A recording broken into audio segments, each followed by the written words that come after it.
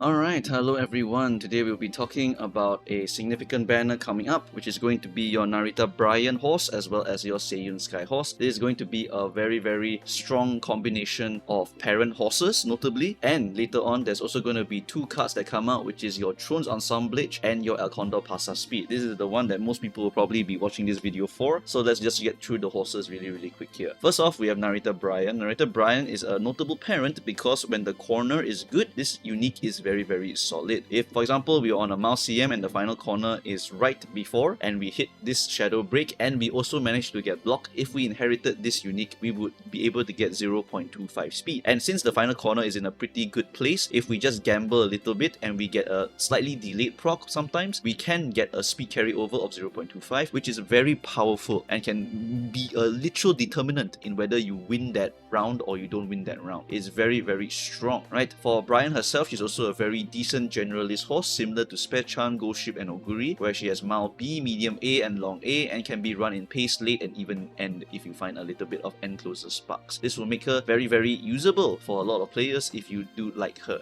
as she's a very generalist horse. Her skills also don't really have any crazy requirements. Home stretch haste, beeline burst, in body and mind are all super duper generic. The only skills that have a requirement is your innate skill, your medium straightaways and your preferred position. But at least your gold skills, they don't require any specific thing, which means that she is super generalist, right? Her unique still going to appear every now and then when the final corner is really good, or if you have just a good proc for finishing speed, or you have a decent proc for mid leg, that's when Narita Brian is also still very solid. So she will appear a few times in the future still, so don't worry about it. She's still very decent as a parent. After that, we have your Seiun Sky. Seiun Sky, I don't really need to talk about her. Everyone knows her by this point. If you are a frontrunner player, if you're a lucky pacer player, you both know that Seiun Sky is basically mandatory for all of these horses, because if you're first place, you get 0.2 excel, you win the game off of that. Just like that. Really important excel, because it is always going to be perfect proc, and as long as there is a corner at the right position, which is just your late race. If there is a corner at late race, boom, it's Anglian scheming map, no questions about it, right? If there somehow is no corners during your CMs, then you don't use her. Then you use someone else, like Mami Super Creek, Condor Pasa, Ballroom Seiun Sky, or Kita-san Black, depending on what the CM is. That's the only other use cases, but I'm telling you, a tremendous amount of races are going to be Anglian scheming, and years down the line, we will still use this unique, so you don't have to worry about it. For the natural horse herself, she has mile C, medium A, long A, and front A. The rest of the strategies ignore. She's basically a first place or nothing kind of horse. Her innate skills are also Vanguard Spirit, Escape Artist, Tail Held High, Frontrunner Savvy. So she's basically wanting to be in the frontrunner position to try and win from there. And then for her stat bonuses, she has 10% stamina and 20% wit. This is just how she rolls, right? However, for Seiun Sky, one argument is that later on in League of Heroes, every single frontrunner will be very strong. Why? Because League of Heroes is basically a different type of CM. It directly replaces Champions Meet, and it has 12 fighters inside of it. So since you have 12 horses, getting blocked is way more common, and it has podiums. So something like the Olympics where you have bronze medal, silver medal, gold medal, you want to kind of secure all the medals, like a clean sweep. That's what you want to do, and frontrunners are the best for doing that. That's why Seiun Sky is still going to be super relevant, even if the frontrunners become not so relevant outside of League of Heroes. She will still be relevant no matter what. And you might want to have one copy of her and make her a pretty goddamn good parent just for that one situation. Next, we have a significant card, which is Condor Pasa. I know I'm stalling, but basically this card is also something that must be mentioned. Because if you are a poor player, this card is legitimately one of the best cards you can get. Condor Pasa's card is really strong. It has a speed gain of 1, a power bonus of 1, and specialty priority of 70 in total, including the unique effect, 50 plus 20. You have friendship bonus of 20%, and you have training effectiveness of 5%. In terms of the SRs, this is really one of the best SRs in the game, because of that power bonus and that speed bonus, and also that race bonus. Like, all that, holy shit, it's amazing. It's literally amazing. For her support hints, she has pace chaser straightaways and corners and head on and up tempo and prepare to pass. Just pace focus, super pace focus. And her events give you a tremendous amount of speed and power, which is just great stuff for a lot of horses. So if you're looking for just a lot of speed, a lot of power, you can use this card. I've seen people in La'ak use this card. You need 3 speed cards for La'ak, so they'll use 2 SSRs and then they just slap in an Condor Pasa. Or they straight up use 3 speed SRs. They use Current, Condor Pasa, and Sweep Tosho, for example. like straight up is able to make a very solid horse also. So a Condor Pasa is a really notable speed card, especially if you're poor. But if you already have a lot of SSRs for speed, then you do not need to look at this card, really, because it's just another speed card. You have probably a better card already compared to her.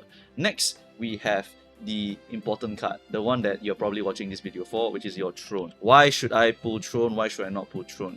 Hey everybody, this is CatcherLP. Sorry for cutting in, but when Moo recorded the news coming out of Throne releasing early, we rushed out a raw vid of Moo explaining things, but then the editors got curious and we tried testing Throne out in JP. Here's my personal observations using Throne's hands-on.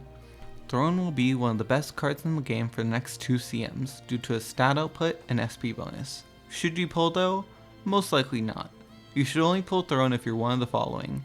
1. You do more parent farms than CM content. Your Throne's lifespan usage will go from 1 month to 5 months, but I don't expect most of you will be that inclined to care about parent farming.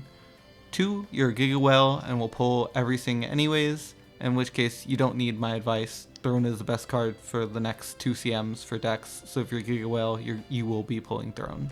Should you redo your medium CM aces then? Only if you want to put in the effort to do so. Gold medium corners and the other skills offered by the card are great, and the potential to high roll stats of Throne is great too, but if you already have a good enough ace, you don't have to. Just know that the high rollers will be trying to grind for a good ace with Throne. So why is Throne the best card for the next 2 CMs?